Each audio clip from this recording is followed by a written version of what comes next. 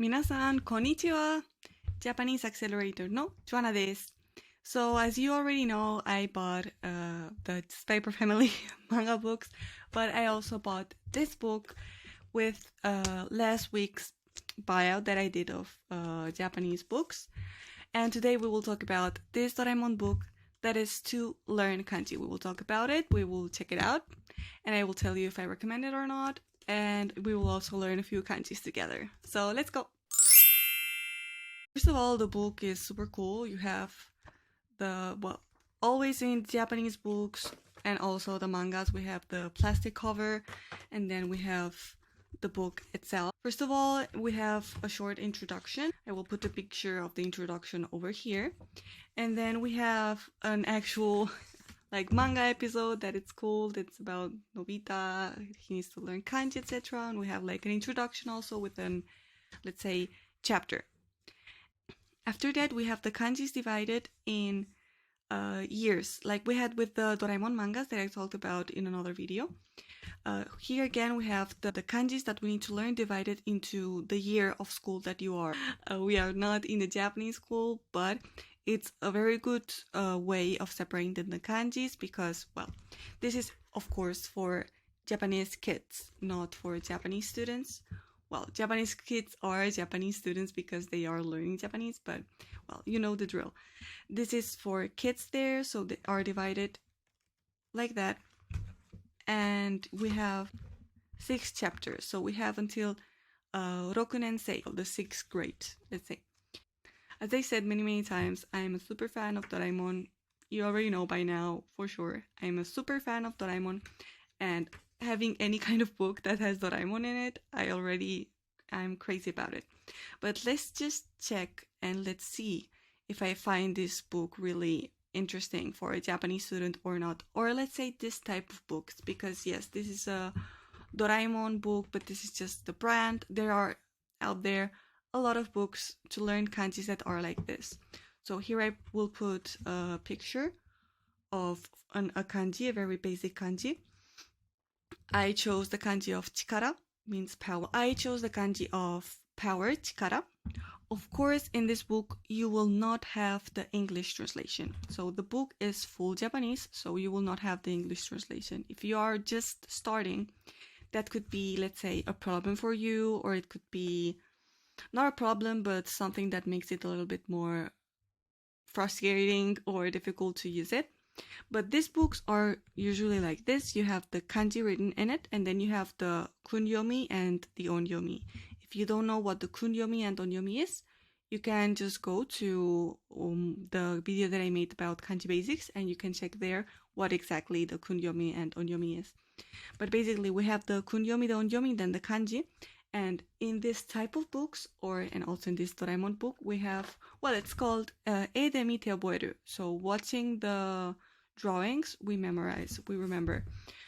So we have a drawing that transforms into a kanji. It is good because many times this helps us to remember the kanji, how it looks like, and it's very cool. But it is true that, for example, let's go to more complicated kanji. Also, what I like is that there is the explanation of the kanji of the drawing or how it looks. It is explained also in Japanese. For example, let's read this one. Ude no chikara kobu no katachi. This says it's the shape, katachi or form, of the arm making strength and having like a bump. Like this. The little bump of the muscle. So then it says more, let's say, long explanation about it. 腕に力を入れると力こぶができることから力の意味になった。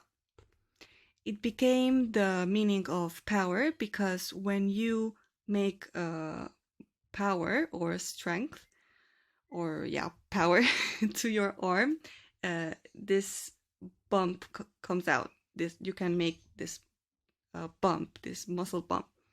So I like that there is this explanation, not only because it explains let's say, how the arm became this, but also because you can practice with that text.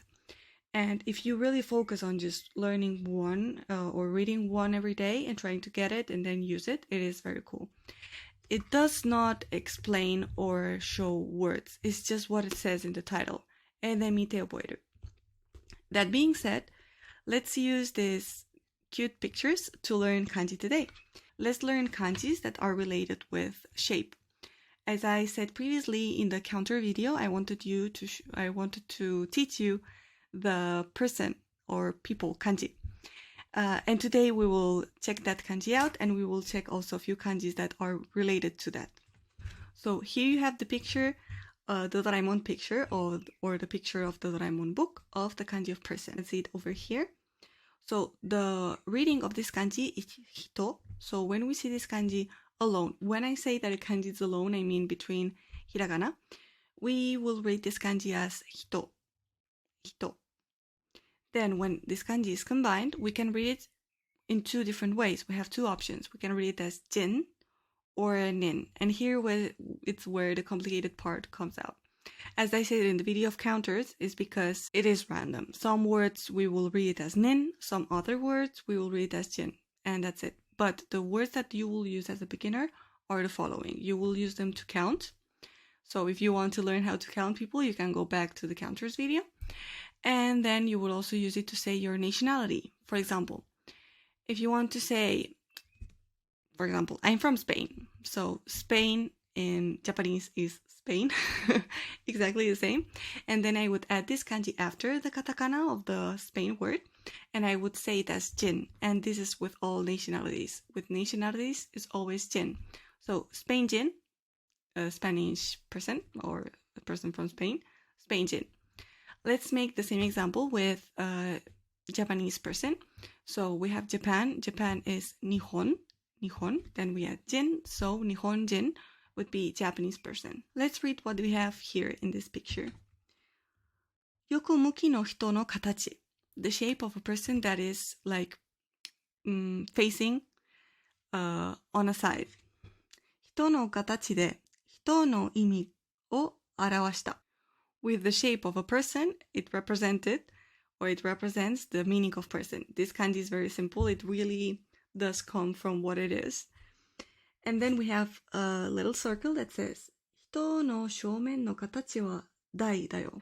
A person that faces front, or has the shape of, a person that has the shape of like front, because here with the person, they show us like on a side, so when it's in front, it's the meaning of big.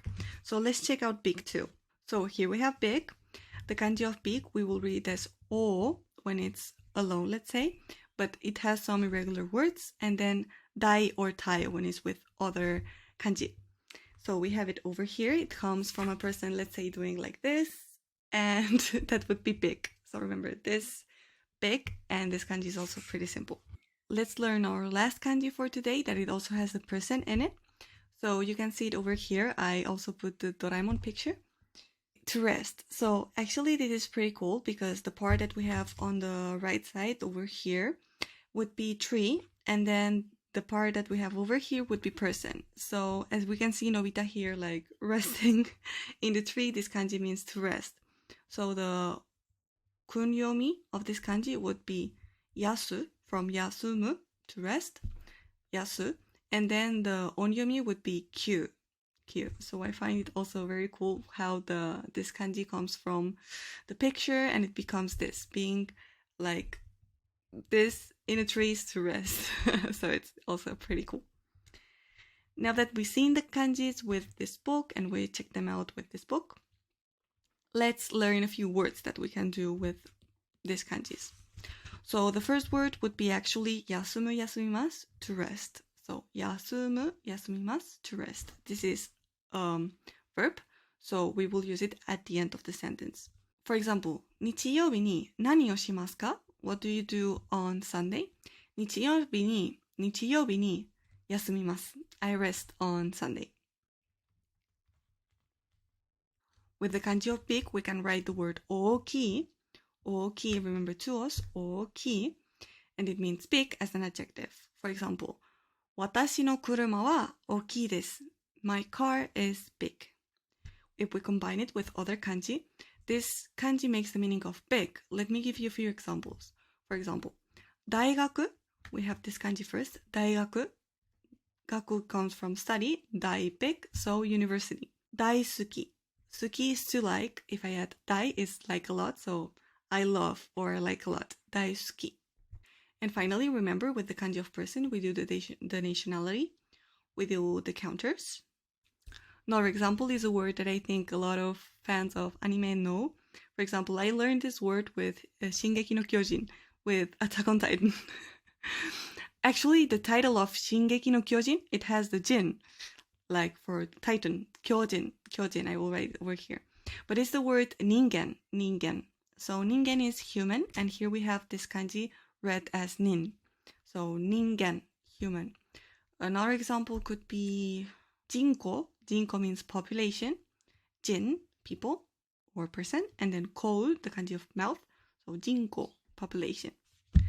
I hope you like this video. I really wanted to show you this book, and because it's a kanji book and I was already talking about kanjis, we learned a few kanjis more today.